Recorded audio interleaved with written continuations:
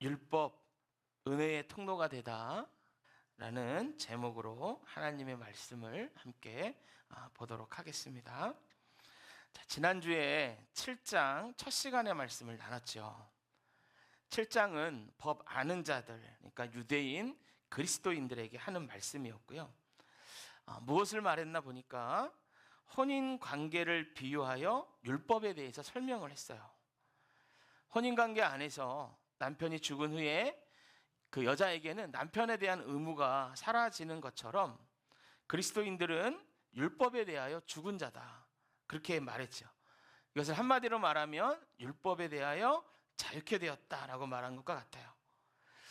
그런데 이 율법으로 자유케 되었다라는 말이 율법의 효력이 다했으니 이제 지키지 않아도 된다, 이런 뜻이 아니라고 말씀드렸습니다.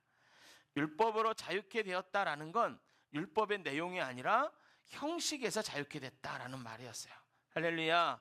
기억하시죠? 이걸 꼭 기억하셔야 돼요. 굉장히 중요한 포인트입니다. 율법의 형식이에요. 내용이 아닙니다. 그래서 우리가 어떻게 되었는가? 이제는 하나님 앞에 나갈 때 제사장을 통해서 나갈 필요도 없게 되었고, 양이나 소 같은 제물을 가지고 나갈 필요도 없으며, 우리가 예배를 드리는 모든 시간과 모든 공간, 이 모든 것이 장소를 구애받지 않고 지성소로 나아가는 순간이 되었다라는 것이에요. 할렐루야. 우리 개개인이 얼마든지 하나님을 만날 수 있게 된 것이죠. 여러분, 이것이 하나님이 우리에게 주신 얼마나 놀라운 축복인지요. 그래서 우리 모두가 하나님께 예배드리는 것, 주 앞에 나오는 시간을 갖는 것, 이것들이 그냥 된 게 아니라 예수 그리스도의 핏값으로 된 것이고, 그 예수 그리스도의 십자가의 보혈로 인하여 누리는 축복 중에 축복인 것이죠. 할렐루야. 그래서 우리가 더 열심히 주님 앞으로 달려가고 예배를 소중히 여기고 하나님 앞에 나아가기를 게을리하지 말자는 이야기를 지난 시간에 함께 나눴습니다. 할렐루야. 자, 오늘은 7절 말씀부터 두 번째 시간으로 하나님의 말씀을 봅니다. 자, 1절부터 6절까지 율법의 형식에 대한 유통기한이 끝났습니다. 그걸 선포했어요. 그리고 나서 7절부터는 바울이 무엇에 대해서 말하냐면 율법의 기능에 대해서 말합니다. 그러면 따라해 봅시다. 율법의 기능. 율법의 기능이 무엇인지를 이제는 말하고 있는 거예요. 7장 7절. 그런즉 우리가 무슨 말을 하리요? 율법이 죄냐? 그럴 수 없느니라. 그러니까 6절에 이어서 하는 말이에요. 예수 그리스도의 십자가로 말미암아 율법의 형식에 매인 것에 자유케 됐는데, 그렇다면 그동안 형식에 매이게 했던 그 율법이 잘못된 거냐? 그렇지 않다라는 거예요. 율법은 율법으로서의 역할이 분명하게 있다는 것입니다. 그것을 7절 하반부에서 말하는데요. 이렇게 말해요. 율법으로 말미암지 않고는 내가 죄를 알지 못하였으니. 그러니까 율법은 무엇을 알려주냐면 죄를 죄로 인식하게 하는 역할을 해준다라는 거예요. 그러니까 율법의 기능이 뭔가라고 얘기할 때 한마디로 얘기하면 이런 겁니다. 죄가 무엇인지 알게 하여 준다라는 거예요. 자, 8절에 이렇게 얘기해요. 그러나 죄가 기회를 타서 계명으로 말미암아 내 속에 온갖 탐심을 이루었나니 이는 율법이 없으면 죄가 죽은 것임이니라. 여러분, 죄가 계명을 타서 내 안에 탐심을 일으켰다라는 거예요. 이 말이 무슨 말이냐면 이런 겁니다. 에덴 동산에서 하나님이 따먹지 말라고 얘기한 그 실과가 하나가 있었어요. 선악과죠. 이거를 따먹으면 정령 죽으리라, 그렇게 말씀하셨단 말이에요. 이거는 에덴 동산에 있는 단 하나의 계명 같은 거예요. 하나님이 하지 말라 하신 거예요. 근데 어느 날 사단이 와서 이렇게 얘기합니다. 의문을 자꾸 넣어주는 거예요. 왜 하나님이 선악과를 따먹지 말라고 하셨을까? 이게 뭐예요? 지금 계명을 가지고 와서 그것을 가지고 유혹하기 시작하는 거예요. 왜 하나님이 선악과를 따먹지 말라고 하셨을까? 그러면서 그것은 말이야, 너희가 이 선악과를 따먹으면 하나님처럼 될까봐 먹지 못하게 한 거야. 그리고 결론으로 이렇게 말합니다. 따먹어도 안 죽어. 하나님은 정령 죽으리라 하셨는데 마귀는 와서 말하는 거예요. 안 죽어. 문제는 마귀의 말이 매력적으로 들리는 거예요. 그래서 아담과 하와가 선악과를 따먹고 계명을 어기게 되는 거예요. 여러분, 지금 마귀가 이렇게 한 거예요. 기회를 타서 계명을 가지고 죄를 짓게 만드는 거예요. 하지 마라 했는데 왜 하지 말아야 돼? 해도 되는 거 아니야? 하면 어때? 해봐. 계명을 타서 자꾸만 어기게 만들고 죄를 짓게 만드는 것이죠. 마귀는 지금도 우리에게 속삭여요. 계명을 지킬 때보다 어길 때에 더 달콤한 열매가 있어. 그래서 바울이 이 말을 한 거예요. 죄가 기회를 타서 계명으로 말미암아 내 속에 온갖 탐심을 이루었나니. 이 말 여러분 이해되시죠? 얼마 전에 그 세기의 이혼이다라고 이렇게 많은 사람들 입에 오르내렸던 SK그룹의 최태원 회장과 그 지금은 돌아가셨죠. 고 노태우 대통령의 장녀 노소영 관장, 이 두 사람의 이혼 소송이 있었어요. 그 이혼 소송에서 최 회장의 아내인 그 노 관장에게 재산 분할로 1조 300억을 줘라 이렇게 법원이 판결을 내렸어요. 엄청난 금액이죠. 이제까지 판결 나온 금액 중에 가장 많은 재산 분할 판결이에요. 결혼 파탄의 책임이 최태원 회장에게 있다고 본 거예요. 이 판결을 내리면서요, 이렇게 얘기했어요. 판장이, 최 회장은 혼인의 순결, 일부 일처주의의 헌법적 가치를 훼손했다 이렇게 말했어요. 왜 이렇게 말했냐면요, 최태원 회장은 노소영 관장과 사실혼 관계에 있었어요. 그런데 불륜녀가 있어요. 근데 이혼도 안 했는데요, 그 불륜녀를 마치 본부인인 양 언론에 노출시키고요, 심지어는 이런 그 같이 다니면서 그 보도자료에 쓸 사진을 그 부인이 아니라 불륜녀를 대동하고 다니면서 사진을 찍고 그걸 막 보도자료로 막 내보내고 막 그랬어요. 그러니까 본부인에게 큰 고통을 주었다라는 거예요.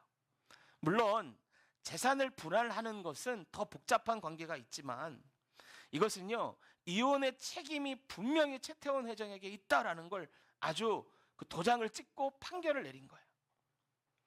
여러분, 사회 지도층이라는 사람이 사실혼 관계의 부인은 따로 있고 불륜녀를 본부인처럼 대동하고 다니면서 남편으로서의 의무를 저버리는 그런 행동은 누가 봐도 비도덕적인 일이고 사회적으로 지탄을 받아 마땅하다는 거예요.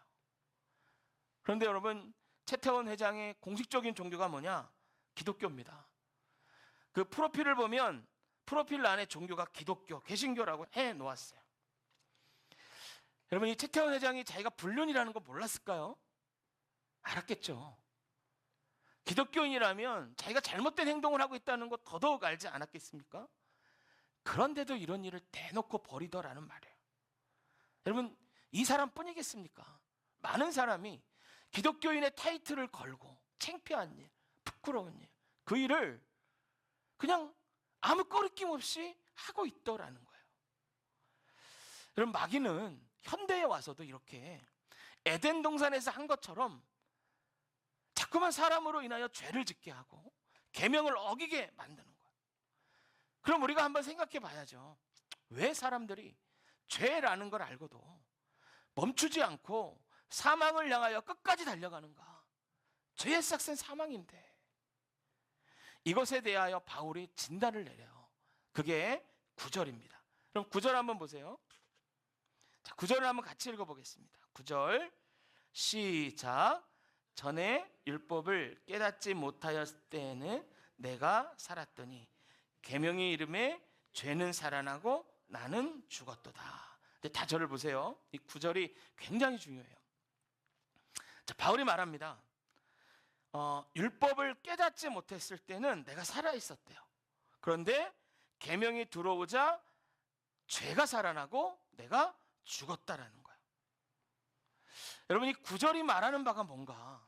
이거를 정확히 이해해야 7장뿐만이 아니라 8절도 완전하게 이해가 됩니다. 제가 설명드릴게요. 이거 어렵지 않아요. 잘 들어보세요. 대신에 딴 생각하시면 안 돼요. 굉장히 중요한 시간이에요. 자, 9절에 보면 세 가지가 나와요. 나, 율법, 죄가 나와요.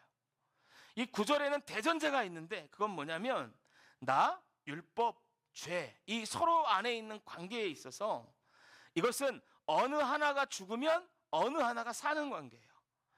그러니까 이것도 살고 저것도 사는 게 아니고요. 무언가 살아나는 게 있으면 다른 하나는 죽어야 돼요. 이게 대전제예요. 자, 이걸 기억하고 이 9절 안에서 말하는 나, 율법, 죄에 대한 관계를 살펴보십시다. 두 가지의 경우가 나옵니다.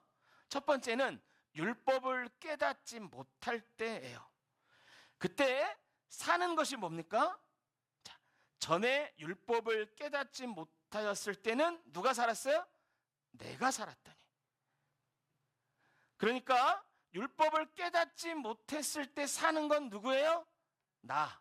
따라합시다. 나. 내가 사는 거예요. 여러분, 그러면 내가 산 사람의 특징은 뭔가? 율법을 깨닫지 못했다라는 거예요. 그래서 내가 살아있다라는 것입니다.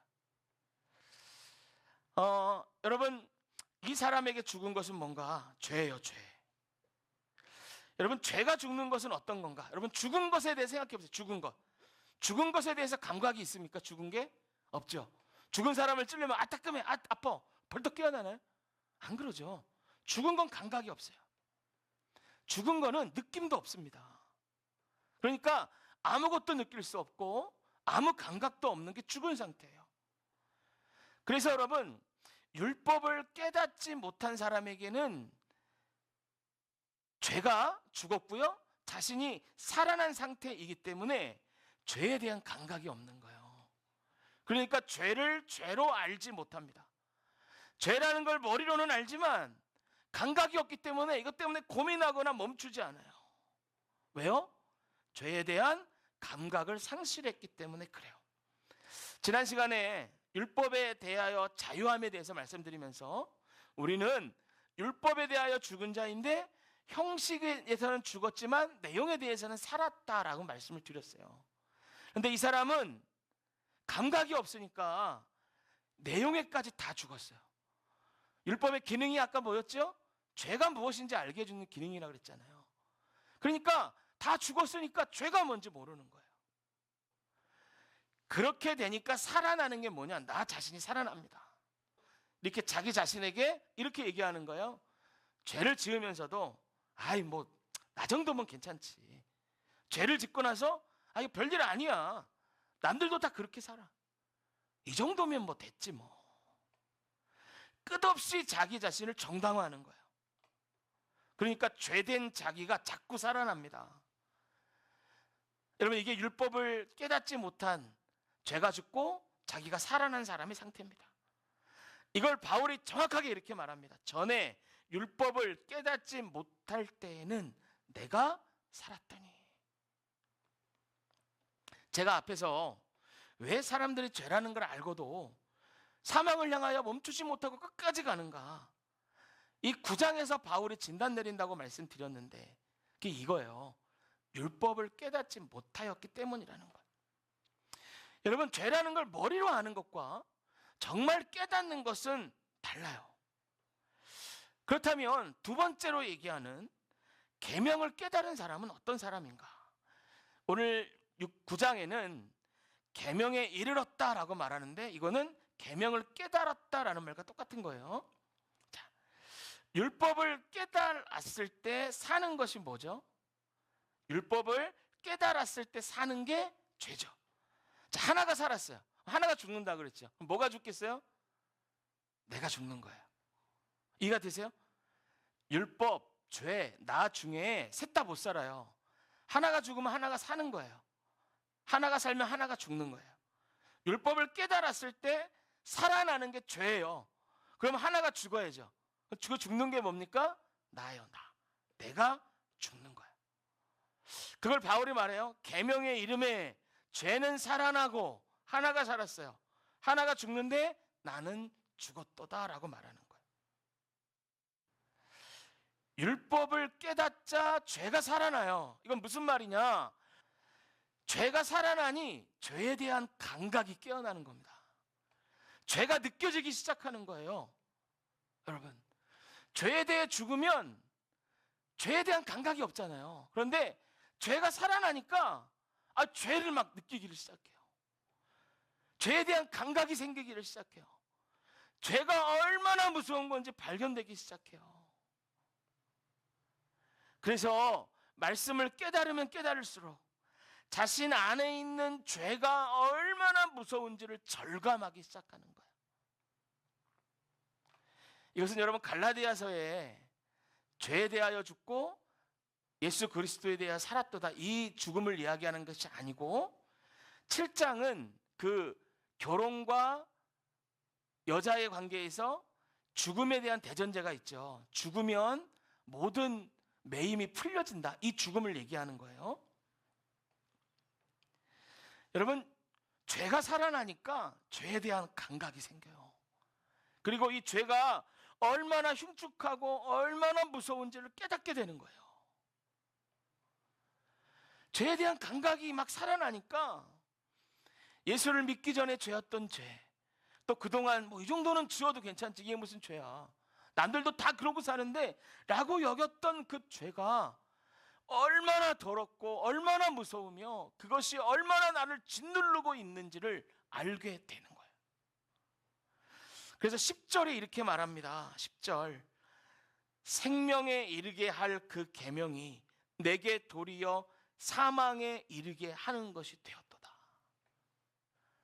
죄가 무엇인지 깨달아지고 알게 되고 죄에 대한 감각이 살아나니까 죄의 무게에 짓눌려서 내가 정말 죽게 되었다라고 말할 정도로 죄에 짓눌려 있는 나 자신을 발견하기 시작하는 거예요. 죄에 대한 철저한 인식이 각인되어지는 겁니다. 시퍼렇게 살아있는 그 죄라는 놈이 우리의 몸과 모든 감각을 통하여 우리 몸 전체를 휘감고 있는 게 너무 잘 느껴지는 거예요. 여러분, 그렇게 죄의 무게 때문에 내가 이제 죽게 되었다라고 말할 정도가 된 사람들은요, 이러지 못해요. 이런 죄 하나쯤 지어도 괜찮지 않아? 절대 이런 말 못해요. 남들도 다 이렇게 사는데 이런 말 절대로 못해요. 말씀 한 자락 가지고 고민하고 또 고민해요. 내가 이렇게 살아도 될까? 내가 지금 이렇게 신앙생활해도 될까? 내가 이 하나님 말씀대로 내가 잘 살 수 있나? 여러분, 이거 가지고 끝없이 고민한다고요. 그러니까 어떻게 돼요? 죄는 막 살아나는데 나는 점점 죽어가요. 존 버년이 지은 철로역정에 보면 기독교인들을 형성한 크리스찬이라는 사람이 나와요. 크리스찬이 멸망의 도시에 살고 있었는데 성경을 읽다가 그 멸망의 도시가 곧 망할 것이다 라는 사실을 인식하게 돼요. 그래서 거기 있으면 다 죽으니까 가족들한테 떠나자라고 얘기했는데 가족들이 안 떠나고 자기라도 떠나야겠다 싶어서 순례의 길을 떠납니다. 그래서 순례의 길을 떠나는데 이상한 거예요. 그동안은 그 멸망의 도시에 있을 때는 자기 어깨에 그렇게 무거운 죄의 짐이 있는지를 몰랐어요. 그런데 말씀을 읽고 그 말씀을 발견하고 그 말씀대로 살아가려고 이제 멸망의 도시를 떠나려고 보니까 자기 등에 정말 무거운 죄의 짐이 얹혀 있었다라는 걸 알게 돼요. 이게 얼마나 자기를 짓누르고 있든지 걸음을 걸을 수조차 없게 되었다라는 거예요. 여러분, 율법을 깨닫는 순간 죄가 살아나고 자신이 죽는 겁니다. 존 버년이 철로역정에서 이렇게 쓴 것은요, 그건 자기 자신의 경험 때문에 그래요. 이 사람이 철로역정을 쓰기 전에, 철로역정이 1678년에 쓰여지거든요. 근데 이 사람이 철로역정 쓰기 전에 죄인의 개수에게 넘치는 은혜라는 책을 썼어요. 이 책은 존 버년 자신의 자전적인 이야기예요. 이 책에서요, 자기가 죄를 인식했을 때를 이렇게 고백합니다. 들에서 먹이를 찾고 있는 기러기가 자기는 부러울 정도였고, 차라리 내가 사람으로 태어나지 않았더라면 내가 이런 죄를 짓고 살지 않아도 될 텐데 이렇게까지 이야기할 정도가 되었다라는 거예요. 죄에 대한 감각이 살아나니까 견딜 수가 없는 거죠. 오늘 본문에 비춰보면 율법을 깨닫는 순간이 온 거고, 죄가 살아나고 자신이 죽게 된 것을 경험케 되는 거죠. 여러분, 전보년뿐만이 아닙니다. 20세기 그 설교의 황태자라고 불렸던 찰스 스펄전, 이 스펄전 목사님은 예수님 만나고 나서 죄에 대한 죄책감에 시달리던 이야기를 이렇게 고백합니다. 나는 성령의 손에 의해 죄를 깨닫자마자 하나님의 공의에 대한 분명하고 예리한 감각을 가지게 되었다. 죄가 다른 사람들에게는 어떤지 모르겠지만 나는 그 죄가 견딜 수 없는 짐이 되어 나를 짓눌렀다. 나는 지옥을 무서워하기보다 오히려 죄를 더 무서워했다. 이 죄책감이 얼마나 심했던지, 만일 하나님께서 아직까지 나를 벌하지 않으셨다면 언젠가는 반드시 나를 처벌하실 거라는 그 느낌을 떨쳐버릴 수가 없었다. 율법을 깨달으니까 죄에 대한 감각이 살아나고 자기 자신이 그 안에서 죽어가는 거예요. 여러분, 스펄전뿐만이 아니에요. 마틴 루터, 존 웨슬리, 조나단 에드워드, 수많은 신앙의 위인들이 다 이러한 일들을 겪어요. 율법을 깨닫고 그 죄에 대한 감각에, 그 죄 때문에 짓눌려서 고통스러워하는 그 순간들을 공통적으로 겪어요. 나는 죽고 죄가 살아나는 일들이 막 자기 안에서 일어나기 시작하는 거예요. 여러분, 이런 비참한 자기의 현실에 대한 자각이요, 이게 24절이에요. 24절 제가 읽을게, 한번 눈으로 보세요. 오라, 나는 공고한 사람이로다. 이 사망의 몸에서 누가 나를 건져내랴. 오라, 나는 공고한 사람이로다. 이 말은요, 나는 비참한 사람입니다, 이렇게 외치는 거예요. 율법을 깨달았지만 죄가 살아나고 그 죄의 감각 때문에 자기가 죽어가는데 벗어날 힘이 없다는 거예요. 그래서 말하는 겁니다. 나는 비참한 사람입니다. 여기까지 여러분 이해되세요? 바울이 왜 이렇게 얘기하고 있는지 7장에 여러분 이해되시죠? 그런데 여러분, 놀라지 마십시오. 여기서부터 엄청난 반전이 일어나요. 왜냐하면 죄가 살고 내가 죽는 이것은 사실은 하나님이 주시는 특별한 은혜이기 때문에 그래요. 할렐루야. 여러분, 이런 자들에게 마침내 율법이 은혜의 통로가 되기 시작합니다. 이 순간을 경험한 자만이 십자가의 구원이, 그 값없는 용서가 얼마나 큰 것인지 알 수 있어요. 하나님의 은혜가 얼마나 큰 것인지. 그걸요, 죄가 살아서 내가 죽은 그 비참한 사람만이 그 은혜가 얼마나 큰지를 고백하는 거예요. 여러분, 생각해 보세요. 죄를 지어도 이 정도는 내가 잘 살지 않아? 이게 무슨 죄야, 이거 괜찮아 라고 말하는 사람과 매일 그 작은 죄 하나 때문에 고민하고 죄의 감각 때문에 슬퍼하고 막 괴로워하던 사람이 십자가를 만났을 때 누구의 감각이 더 크겠어요? 죄가 많아서 그런 게 아니에요. 예수 그리스도의 십자가가 너무나 크게 느껴지기 때문에 구원의 감격이 말할 수 없이 크게 다가오는 것이죠. 할렐루야. 여러분, 율법이 은혜의 통로가 되는 일이 그런 사람에게 일어나는 거예요. 예수를 오래 믿으신 분들 기억하시죠? 우리나라의 7, 80년대 은혜가 넘쳤던 부흥의 시대에는요, 이런 역사들이 있었어요. 그 시절 한번 성령의 역사가 일어나면 어떤 사람 깊은 죄의식을 감당하지 못해서 기절하는 사람까지 있었어요. 땅바닥에 막 쓰러져요. 어떤 사람은 견디지 못해가지고 막 예배당을 떼굴떼굴 굴러다녀요. 회개하고 또 회개하는데 계속 눈물이 나요. 눈병이 생겨요. 눈병까지. 이게 얼마나 하나님이 큰 은혜였던지요. 이런 사람에게 십자가는 말로 다 할 수 없는 은혜이고 감격이고 구원의 은총인 거예요. 율법이 은혜의 통로가 되는 거예요. 할렐루야.